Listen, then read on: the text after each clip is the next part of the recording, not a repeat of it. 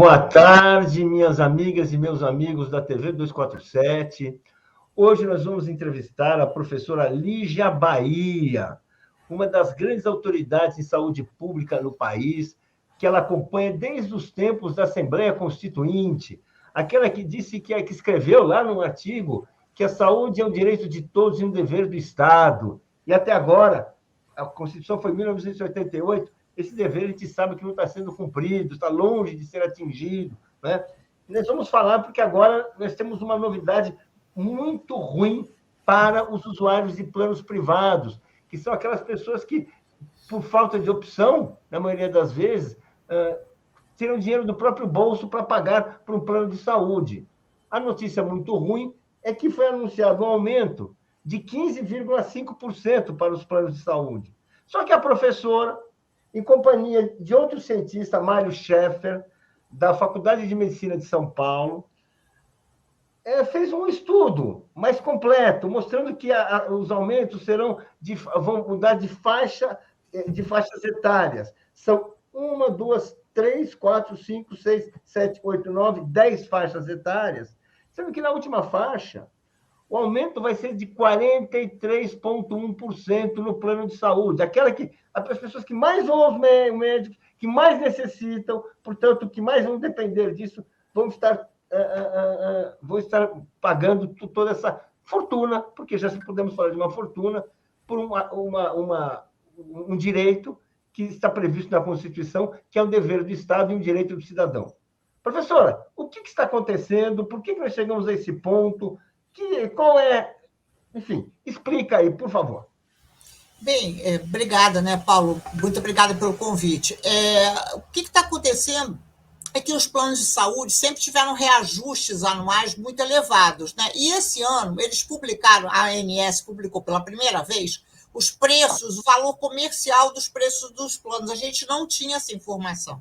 E foi com essa informação, então, que nós produzimos essa estimativa. A gente conseguiu, pela primeira vez, chegar numa estimativa assim, mais próxima da realidade. O que a gente já sabia? A gente já sabia que tinha esse problema do acúmulo dos aumentos, né? Porque o plano de saúde ele aumenta todo ano o plano de saúde aumenta, não há dúvida que todo ano o plano de saúde aumenta, mas ele aumenta também quando as pessoas mudam de faixa etária. Então, a gente sempre disse assim, não é um aumento só. Na realidade, ao longo do tempo, esses planos de saúde vão ficando muito, muito, muito, muito, muito caros, né? E a gente não tinha essa base de cálculo que nós conseguimos finalmente. Então, a gente fez e a gente publicou, a gente divulgou, a gente está divulgando, porque agora a gente consegue, eu penso assim, né? A gente consegue chegar mais perto para explicar para as pessoas o que é isso, né? Porque senão todo mundo fica achando, aumenta uma vez por ano. Não.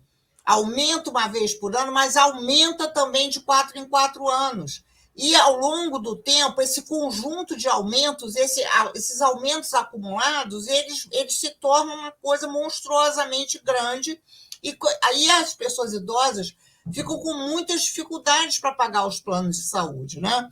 Porque as pessoas idosas, em geral, pagam plano de saúde uma parte medicamentos, que também são privados, que também são remunerados pelo rendimento individual. Então, a vida dessas pessoas vira uma vida infernal, porque é pagar plano, né? Pagar a prestação do plano, pagar medicamento e acabou o dinheiro, né? Naquele momento, assim, que seria legal as pessoas poderem ter dinheiro para fazer alguma coisa que seja, né? Comprar presente para um neto, eu nem diria assim, viajar, mas, enfim, ter algum tipo de lazer, etc, não, né? A vida vira alguma coisa assim, pagar plano. Então, é isso. Só para dar um exemplo aqui, na faixa dos 50 anos ou mais, os planos passam de 1.845 por mês, em média, né?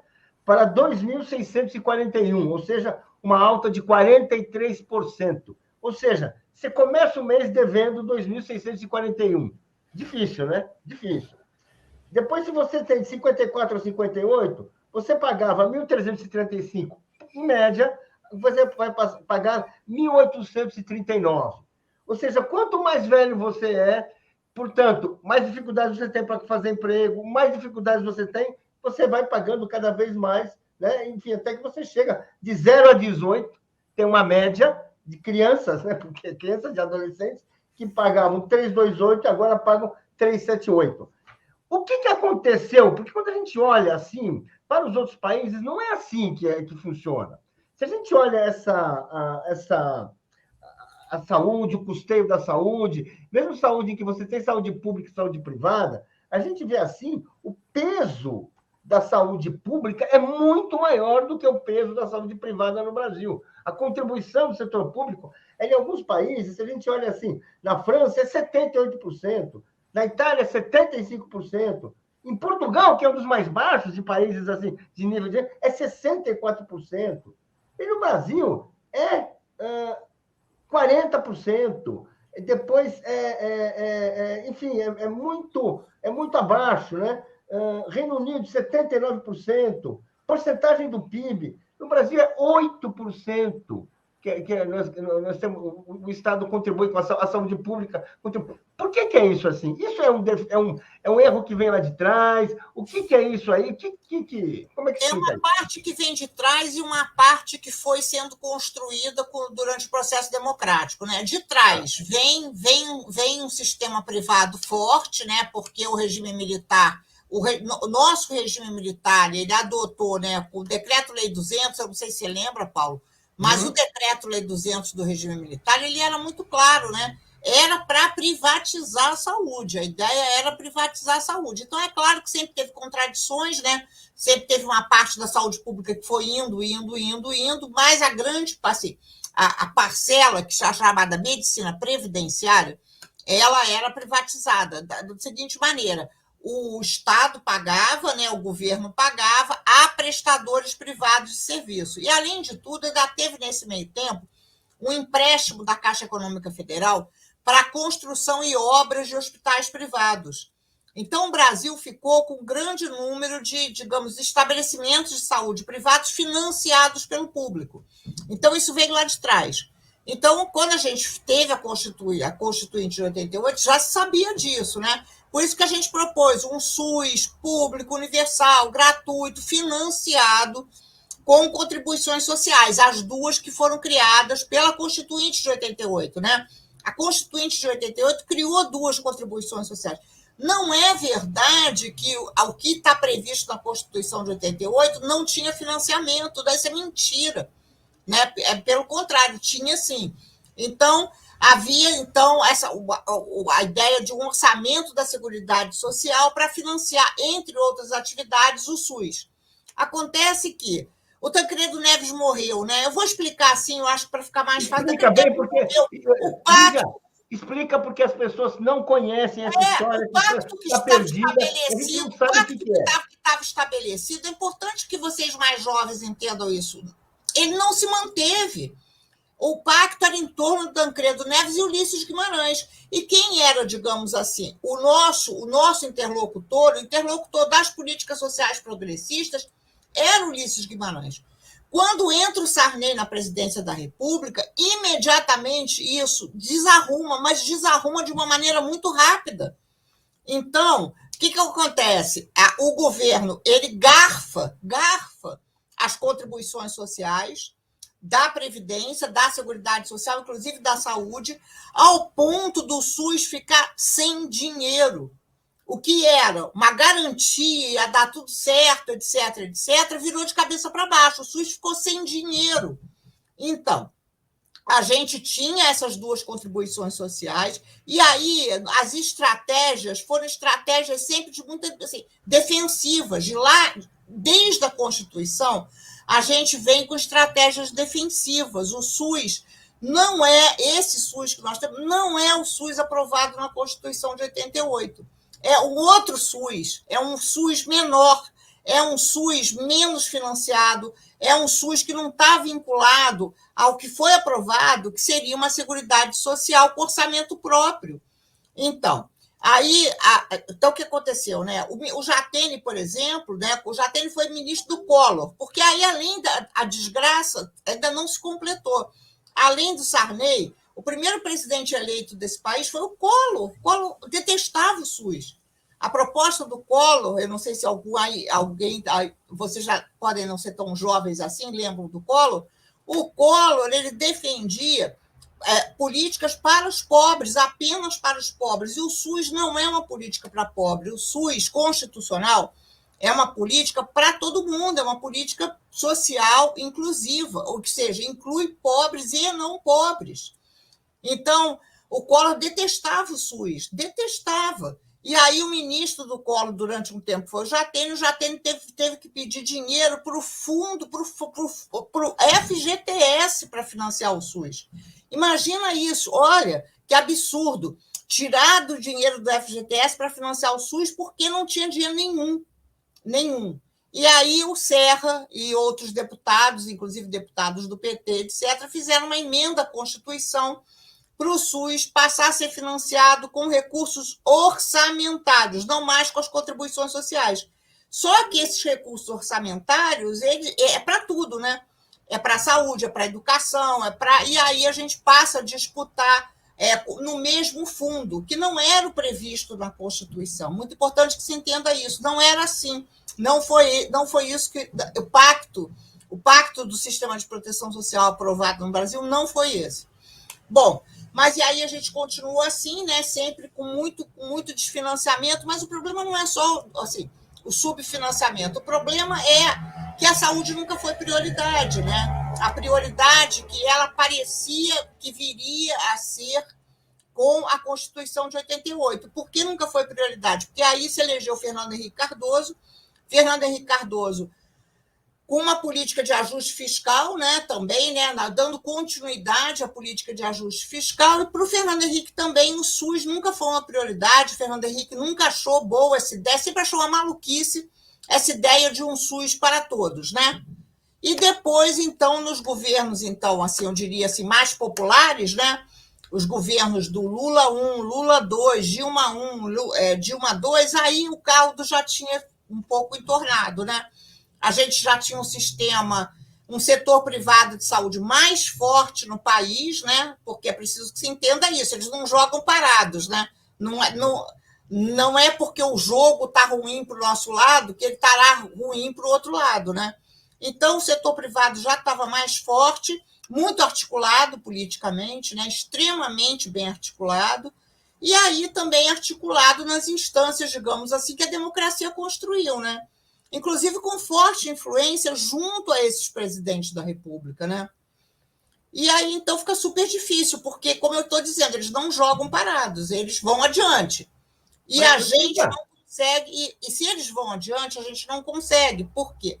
Porque tem isso que o Paulo, então, se referiu, né? O Paulo está dizendo o seguinte: o Brasil é um país completamente atípico, a gente tem um sistema universal de saúde aprovado, mas o nosso financiamento, o padrão de financiamento, não é de sistema universal.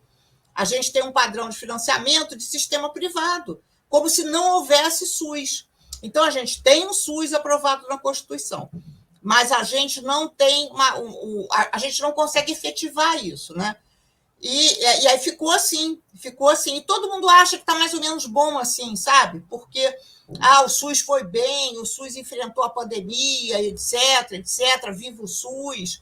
Então, essa compreensão que está uma coisa muito errada na saúde no país, extremamente, a gente está de cabeça para baixo, né? Inclusive agora até em relação aos Estados Unidos, né? Porque tem os democratas americanos são a favor de um sistema público, né? Então, vem pressionando o Biden por um sistema público. Eu não sei se vocês lembram, na época da campanha eleitoral, também o Bernie Sanders foi muito enfático em relação a uma reforma mais radical do sistema de saúde americano, né? E a gente vai ficando bem sozinho, né, no mundo, porque o Chile vai para o sistema público. A Colômbia, se o Petro ganhar no segundo turno, bom, eu torço para o Petro ganhar no segundo turno. Se o Petro ganhar no segundo turno, a Colômbia também vai para o sistema público. E nós vamos ficando alguma coisa assim muito atrasada, né, em relação ao que é a saúde pública contemporânea. Lígia, só para fazer uma... Você fez esse histórico muito interessante que a gente cria um sistema público na lei, mas a gente nunca consegue levantar recursos públicos para pagar essa conta.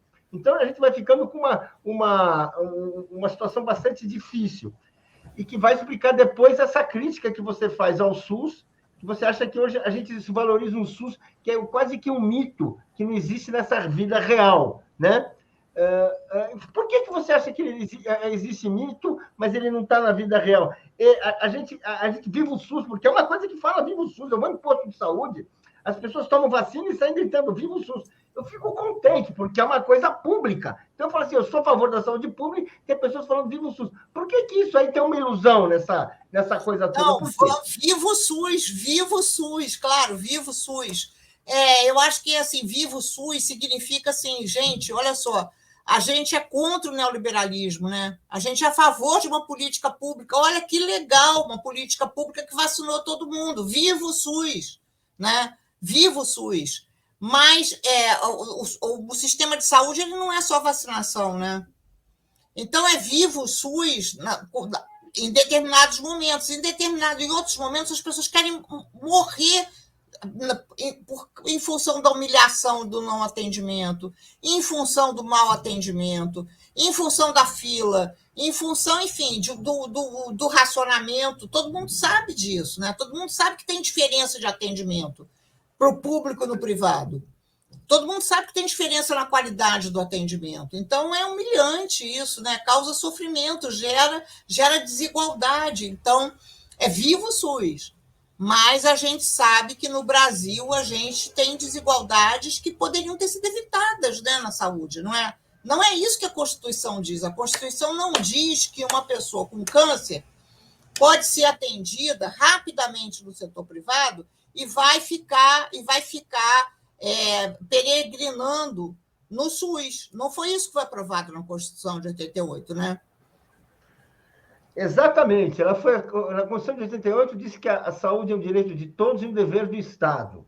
Mas você diz num artigo que você publicou no Estadão, que eu vou ler aqui só para assim, um artigo assim bastante duro, que você diz o seguinte: no mundo do deixar morrer, a vida é triste e curta. Sistemas de saúde, quando solidários, permitem fazer viver. Explica isso. O que nós temos e o que nós precisamos ter, por que nós estamos assim enfrentando essa situação tão complicada. E depois eu vou fazer uma pergunta para você, mas explica isso primeiro, daí eu vou fazer uma pergunta. É um pouco a implicância que eu tenho com os economistas neoliberais, né? Essa é uma frase do Hobbes, né? E quando o Hobbes diz assim, olha só, nós temos que ter um contrato social. Mas por que nós temos que ter um contrato social? Porque sem contrato social, a vida, ele fala cinco características. É suja, é triste, é curta, e eu não me lembro as outras. E então eu coloquei o Hobbes aí só para irritar eles, porque são essas é esse o ideário, né? Essa ideologia que impede que o SUS exista, né?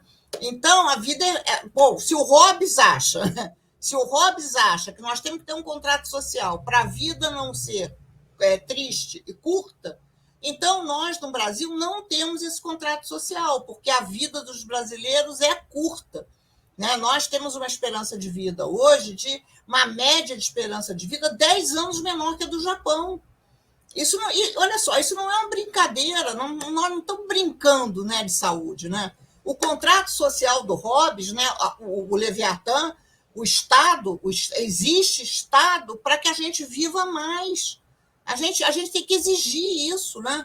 Um Estado, ele é para isso. Né? O contrato social, que para o Hobbes é um contrato social, né? Nós, então, vamos delegar ao Estado algumas das tarefas, etc., para a gente viver mais, não é para viver menos, né?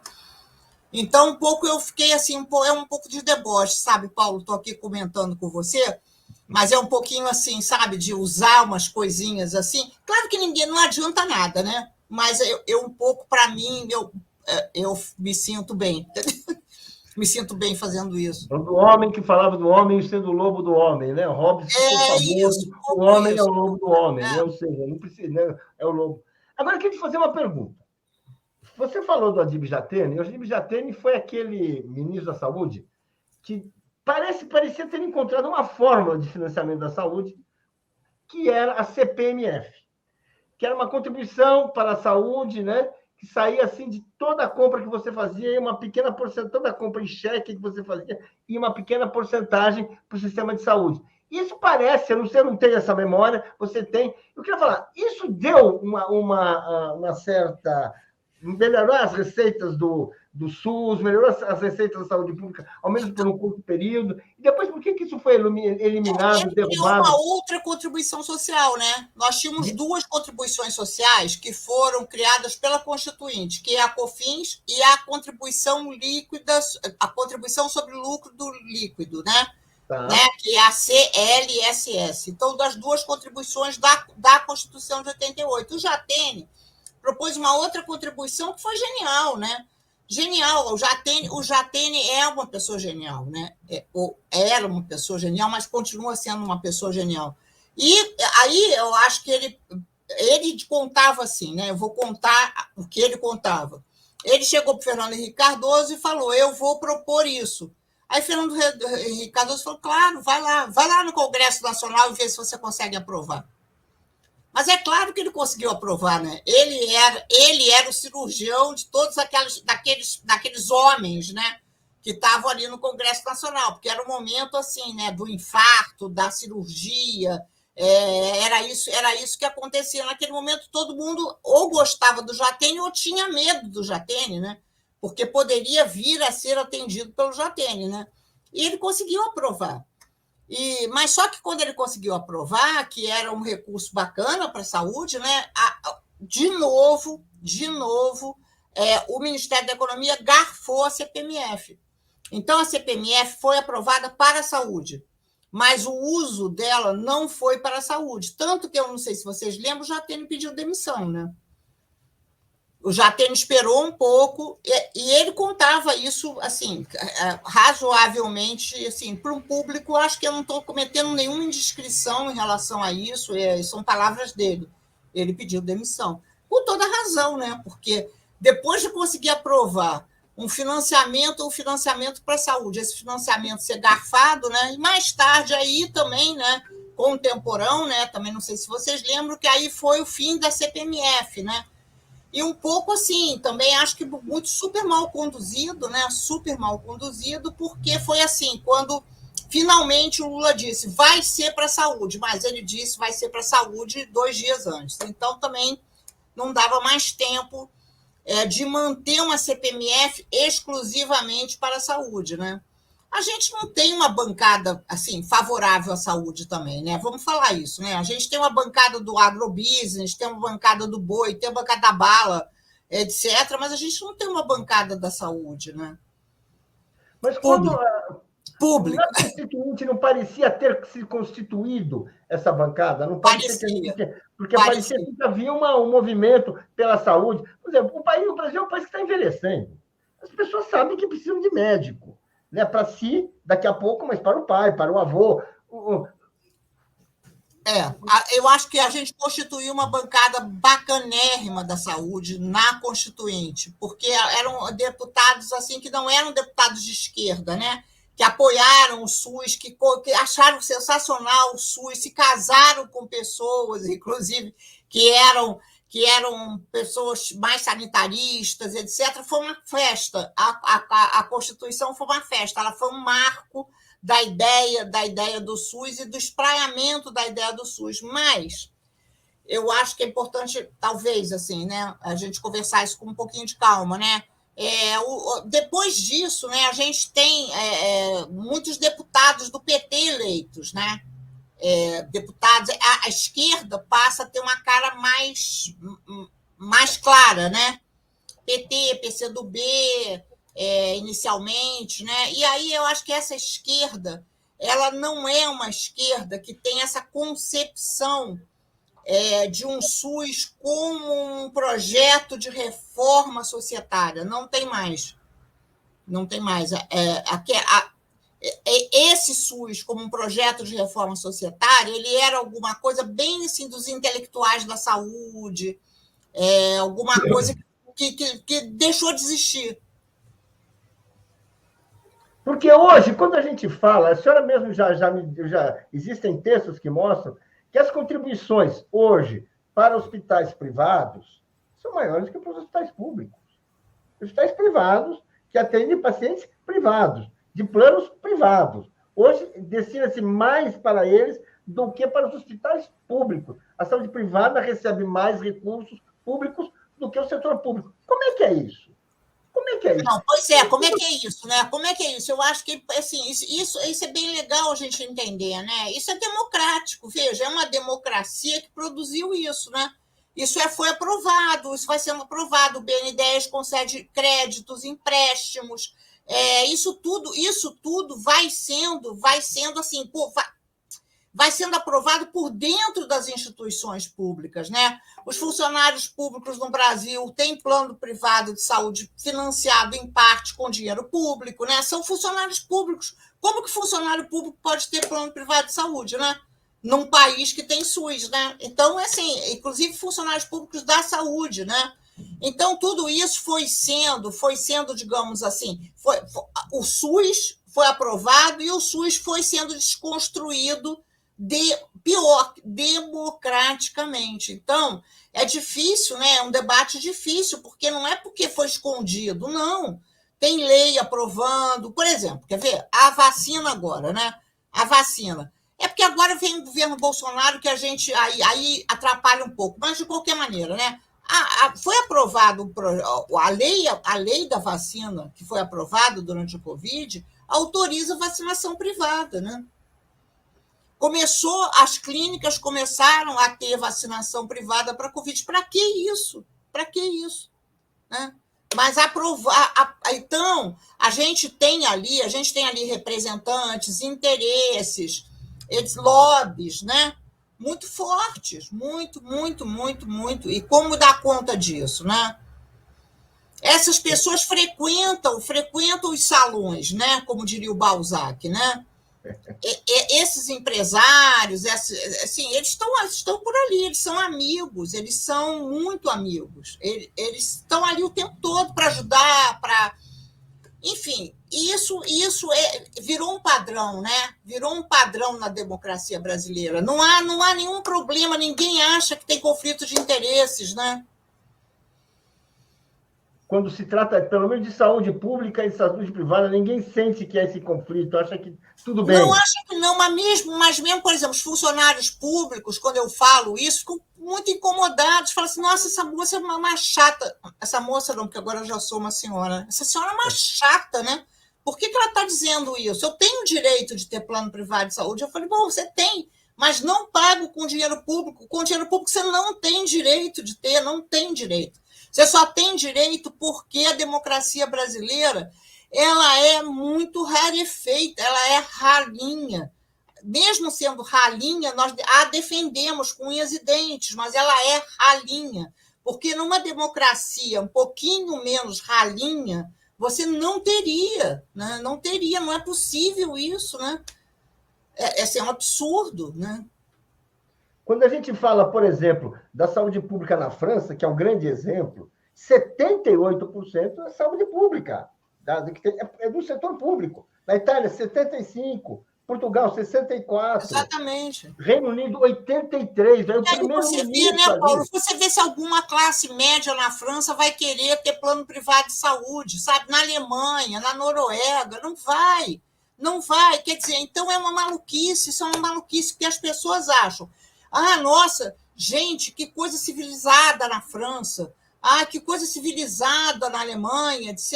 E aqui, assim, bom, como é que a gente vai ser civilizado?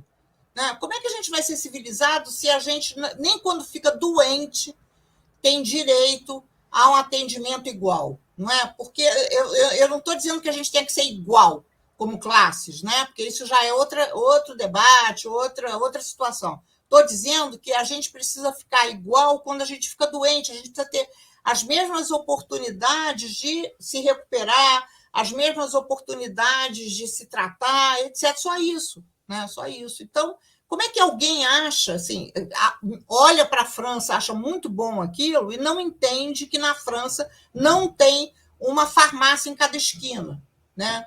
não tem um anúncio do outdoor de empresa de plano de saúde, não tem a revista das empresas aéreas, agora nem tem mais revista da empresa aérea na pandemia, né? Mas tinha, com anúncio de plano privado de saúde, né? Sindicatos de trabalhadores com anúncio de plano privado de saúde. Como é que pode isso, né? E como é que... Porque, eu vou falar uma coisa, pensando com algumas pessoas que estarão nos ouvindo. Mas no Brasil, você... se você não vai para o plano privado, para o hospital privado, você vai ser mal atendido, você vai pegar fila, vai ser aquele problema. O que a gente responde? Como é que você responde a isso? Porque eu acho que essa é uma visão construída, internalizada e que está aí. Não, eu respondo com muita tranquilidade. Olha só, eu quero uma transição. Eu quero o seguinte, eu quero que se retire dinheiro público do privado. Eu quero que se retire. Vamos ver o que acontece. Eu não estou dizendo você não pagar seu plano. Você quer pagar seu plano? Paga seu plano. Você tem todo o direito de pagar seu plano. Agora, não com recurso público. Né? Vamos retirar o recurso público daí. E vamos ver. Né? Porque os sistemas públicos, eles foram assim organizados, eles eram privados. Eles eram como nós somos. Né? Nós somos o passado.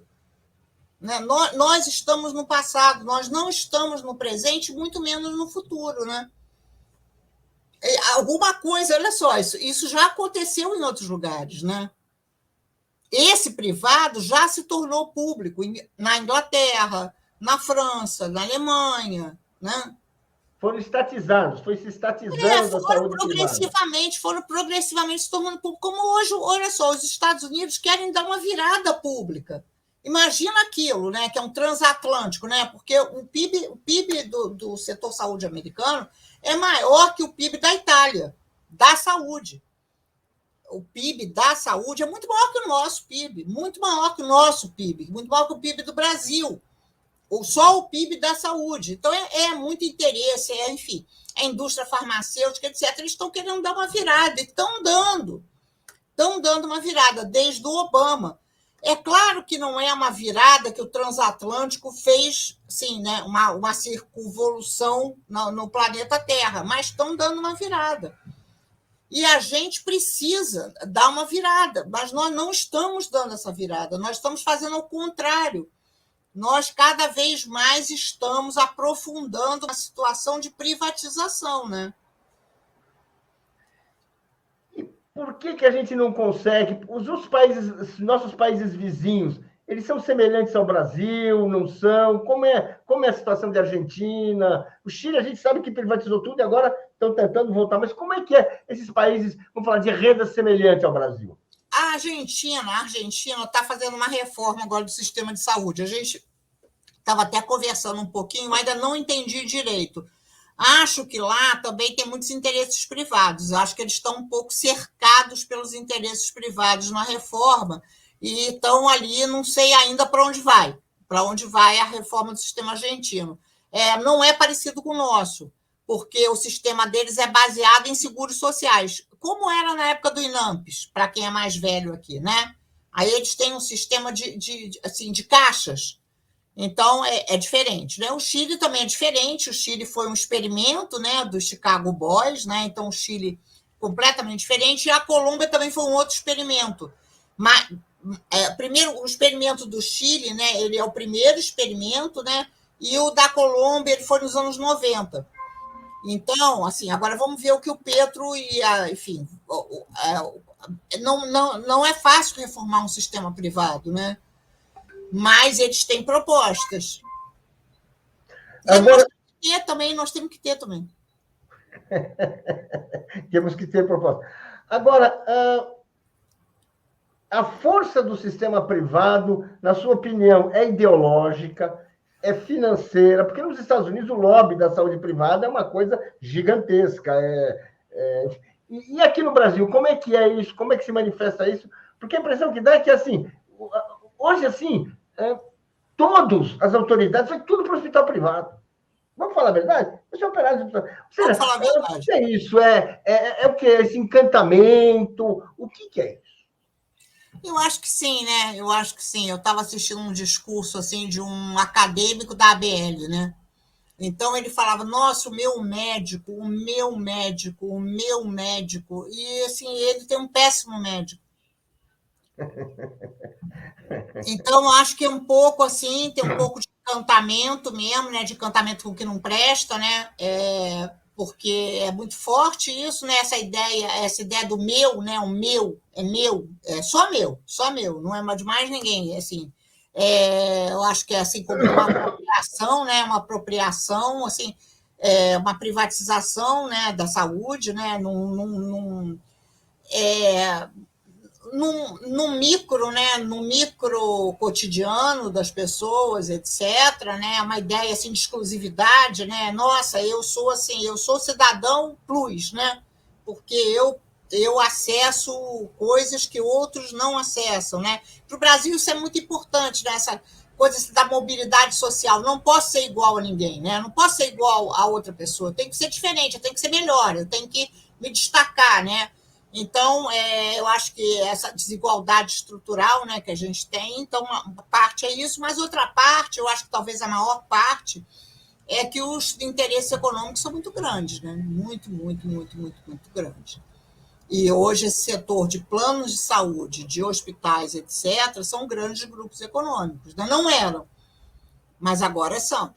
E são e mandam, né? E mandam. Assim, já desde algum tempo que esses grupos econômicos eles passaram a integrar as comitivas presidenciais da saúde no Brasil, né? Porque não é só Gerdau mais, entendeu?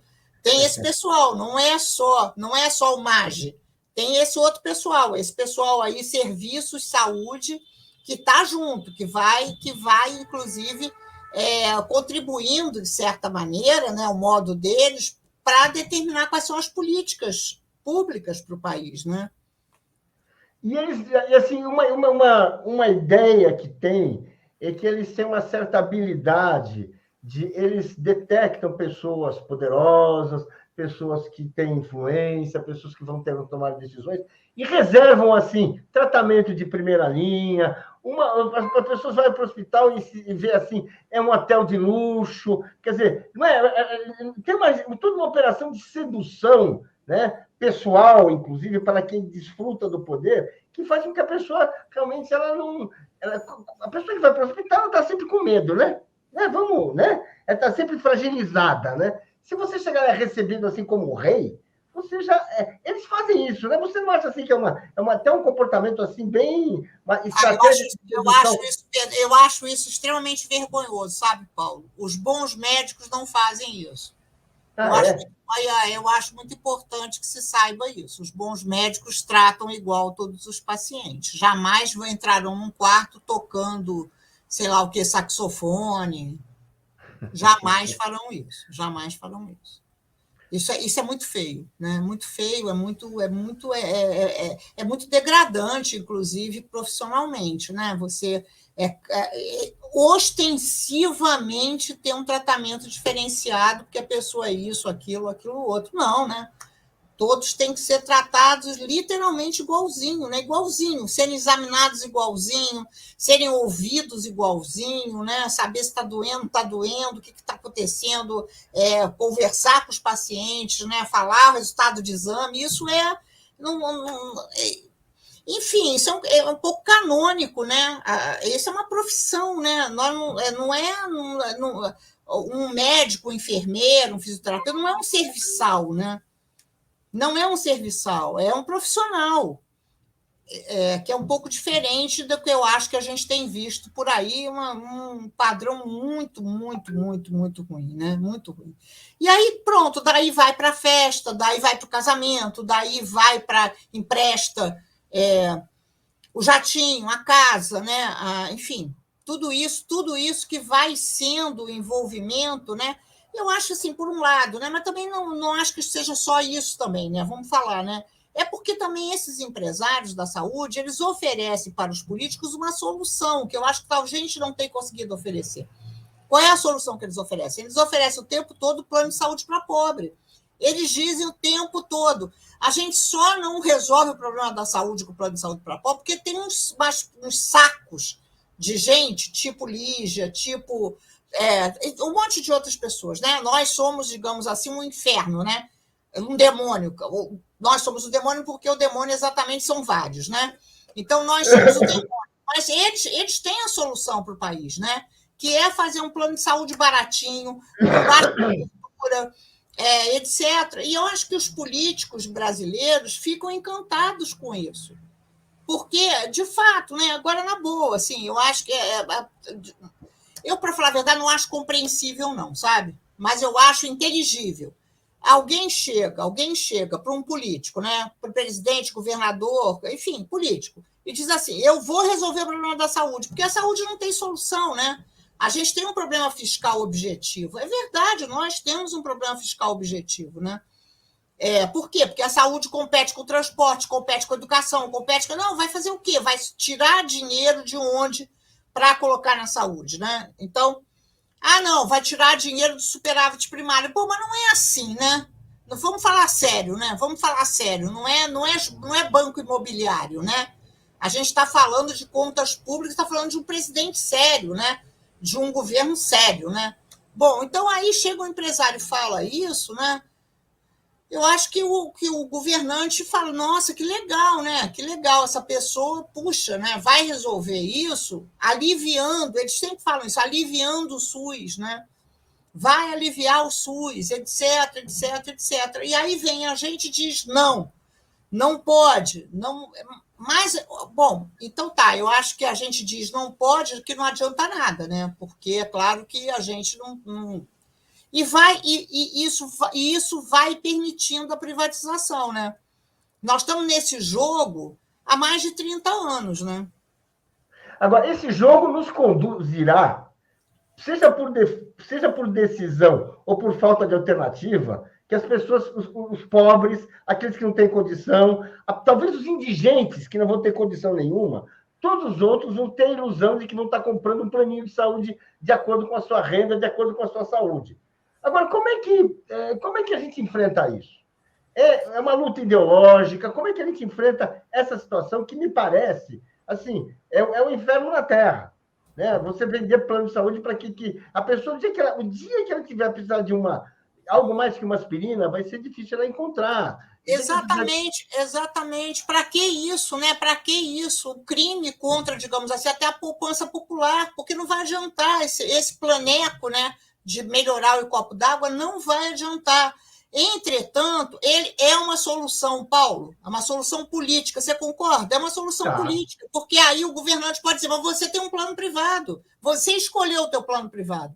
Então, esse jogo de passar responsabilidade para lá e para cá, politicamente interessa, né? Interessa, porque aí não é mais a culpa, a fila, não sei o quê, tudo isso que está aí o tempo todo, né, sai das minhas costas, das costas que eu estou dizendo do governante, né? Então, eu acho que o que acontece, assim, a gente não consegue muito falar sobre isso, né, com os políticos não nos ouvem, mas ouvem esses empresários, não nos ouvem, a gente não tem acesso. É impressionante. Apesar de nós nos sentirmos muito próximos, né? A gente se sente super próximo dessas pessoas, assim, que a gente vota nelas, a gente foi para a rua por elas, a gente, enfim, mas como assim vota nelas? Eu não estou entendendo. Vota nessas pessoas que são contra a saúde pública? Como assim? A gente vota, né? A gente vota nas pessoas que depois aprovam a lei do capital estrangeiro, né? Entendi. Que tal? Entendi. Me diga uma coisa, você acha absolutamente inviável, eu queria que você explicasse para quem está nos vindo, por que é absolutamente inviável que a gente crie um sistema de saúde privado no Brasil que atenda a maioria da população, mesmo que seja atendendo mal, porque nos Estados Unidos o sistema de saúde é privado, ele atende mal os pobres, não vamos ter ilusão, atende mal os pobres, esfola a classe média, qualquer pessoa que já morou lá sabe que você fica pagando taxas mas ali sobrevivem. Aqui jamais teremos isso. Por quê? Não, porque olha só, primeiro o sistema privado americano é muito potente, existe no país que tem o maior PIB do mundo, né? E na realidade ele exclui um monte de gente, né? Porque você está dizendo isso, né? Ele atende muito mal os pobres, ele esfola a classe média, né? Esfola a classe média e tem um monte de gente que não tem cobertura. E aquele escândalo que é tradicional, né? Vai para a emergência, atende na emergência e depois tchau, tchau e bênção, né? Tchau e bênção. Então, enfim, e aí tem a situação dos migrantes, etc, etc, etc, né? Aqui, a gente podia ter alguma coisa parecida, só que aí seria quanto, né? Os Estados Unidos gastam 18% do PIB com saúde, não é 8%, não 9%, 18% do PIB com saúde, né? Que é Só para a muito, né? gente. É muito. Só para a gente ter uma noção do que é o sistema de saúde americano. Se alguém acha que isso está legal, que gastar 18% do PIB com saúde é alguma coisa que cria um mundo bacana de bem-estar e tal, claro que não, né? Claro que não, né? Um mundo bacana de bem-estar não pode ser isso, né? Tem que ser um mundo muito mais equilibrado, etc., né? Com cultura, com lazer, com outras despesas públicas, né? Enfim, a gente precisa calçada, praça, árvore, né? Precisa resolver o problema das florestas, não é só médico, remédio, ambulância, né? Bom, então tá. Aqui no Brasil, a gente tem assim um sistema público aprovado na Constituição com evidências científicas, porque, Paulo, existem evidências científicas a favor dos sistemas públicos. Os sistemas privados, eles gastam mais, né? Os Estados Unidos gastam mais com saúde e tem maior taxa de mortalidade infantil do que o Japão. Os Estados Unidos gastam mais com saúde e têm pior esperança de vida do que a Espanha. Então, as evidências científicas, elas são favoráveis aos sistemas públicos universais. Por quê, não é? Porque a gente tem sistema de saúde para melhorar a vida. A gente não tem sistema de saúde para pagar a indústria farmacêutica, né? Só tem sentido ter um sistema de saúde se for para ele melhorar a saúde, né? Não pode ser um sistema de saúde para o médico ganhar melhor, para quem produz medicamento ganhar mais. Não, né? Isso é meio. O sistema de saúde ele tem que ter o resultado dele tem que ser bom. E o resultado do sistema de saúde americano é péssimo. Péssimo. Como nossos resultados também não são bons, né? Você fala do sistema de saúde público, ele é superior até porque ele é universal, né? Porque, vamos dizer Cuba, assim, né? o sistema de Cuba, né? saúde que não é Cuba. universal, ele tem um problema no nascimento, né? Cuba, né? Cuba tem ótimos indicadores de saúde. É um país pobre, né? Um país super pobre com ótimos indicadores de saúde, sistema de saúde universal. Então, porque também tem uma ideia, né, que eu tenho conversado muito assim, também esse é outro mito, né? O mito que se a economia melhorar, a gente virar um país rico, etc, etc, vai melhorar a saúde. Isso não é fato, né? Não é fato. Por exemplo, São Paulo tem o maior PIB do Brasil, né? Maior, enorme, muito maior PIB, se a gente olhar pelas unidades federadas, e é o quarto em mortalidade infantil, né? O Estado brasileiro com a menor mortalidade infantil é o Rio Grande do Sul, que tem políticas para reduzir a mortalidade infantil maravilhosas e há muito tempo. Políticas de saúde. São políticas de saúde, não é dinheiro. É política de saúde, é uma amamentação materna, é vacinação, é o soro de reidratação oral, é puericultura, é o acompanhamento do parto, é isso que reduz mortalidade infantil. Claro que melhorar a renda, melhorar a moradia são fundamentais, né? Mas são fundamentais sempre, né? Lígia, a conversa está muito boa, mas eu queria, assim, depois desse seu diagnóstico assim completo, eu queria que você desse uma pista. Como é que a gente sai desse fundo do poço? Que nós estamos perto, nunca a gente chega ao fundo, mas nós estamos quase no fundo do poço. A saúde Eu é uma acho. coisa caríssima e, ao mesmo tempo, tão ineficaz. Como é que a gente sai disso aí? Não, Paulo, primeiro, assim, só para você ter uma ideia, né? Esse texto aí que eu fiz para o Estado de São Paulo foi super mal compreendido pelos editores, entendeu? Muito difícil, assim, muito difícil. A compreensão sobre a situação de saúde no Brasil, ela é perto do zero, né, Paulo? Eu diria que você é uma pessoa que conversa com a gente, né? Eu pergunto muito para ela, então ela me conta as coisas, daí eu acredito e a gente vai em Não, frente. pois é, você é uma pessoa que nos ouve, né? Mas você há de convir que é uma exceção, né? Tá, é Então, acho que verdade. primeiro esse reconhecimento que nós estamos no fundo do poço, ele não é o predominante. O predominante é que está tudo bem. A gente tem SUS, tem plano privado, quem pode ter plano privado, e quanto mais as pessoas tiverem plano privado, melhor, porque aí alivia o SUS. Isso é que predomina. Então, primeiro, eu acho que se a gente conseguisse convencer um pouco mais de gente que a situação é ruim, né, seria legal, por incrível que pareça, né? E segundo, a gente tem propostas, né? A gente tem alternativas de transição, né? A gente sabe como fazer. Por que a gente sabe como fazer? Porque outros países fizeram, não é porque a gente é inteligente, é genial, não, não, não, não, não, não. É só olhar para as experiências internacionais e ver como, por exemplo, os Estados Unidos, nossa, os Estados Unidos estão na nossa frente, olha que loucura isso, né? A reforma Obama, por exemplo, ela impede as empresas de terem um patamar de lucro desse e aquele, impedem da propaganda aqui ali, vai, digamos assim, fazendo uma regulamentação favorável ao público, né? E a gente precisava entrar nesse trilho, né? Você não seria a favor de acabar com esses subsídios diretos e indiretos do setor público às empresas privadas de saúde? Porque disso que nós estamos Totalmente, falando são totalmente a bilhões. favor. Mas eu acho que teria que ser uma política, dizer assim, vai ter aumento de salário e vai acabar o subsídio. Não pode ser acabar o subsídio, porque, de fato, veja bem, a gente não pode ter raiva da classe média, né? Não, Claro. sério, porque não pode mesmo. Tem que ser, vai aumentar seu salário. Agora você pega o seu salário e faz o que você quiser. Né? Se quiser ter um plano privado, tem um plano privado. Se quiser. Exatamente. Se você quiser acreditar um pouco mais no SUS, etc, etc. Essa é uma proposta que a gente tem. A outra proposta que a gente tem é a gente, de fato, ir fazendo uma transição assim, né? De entrando, fazendo esse pessoal entrar nos hospitais públicos, entrar na rede pública, ser atendido e compreender que o atendimento é legal, né? Que não o atendimento na saúde bom, não é esse atendimento personalizado puxa-saco, né? De tocar o saxofone. Atendimento bom na saúde, atendimento padronizado. É o contrário, né? Você tem que ficar seguro se você souber que naquele lugar tem muitas pessoas que têm o mesmo problema de saúde que você, né?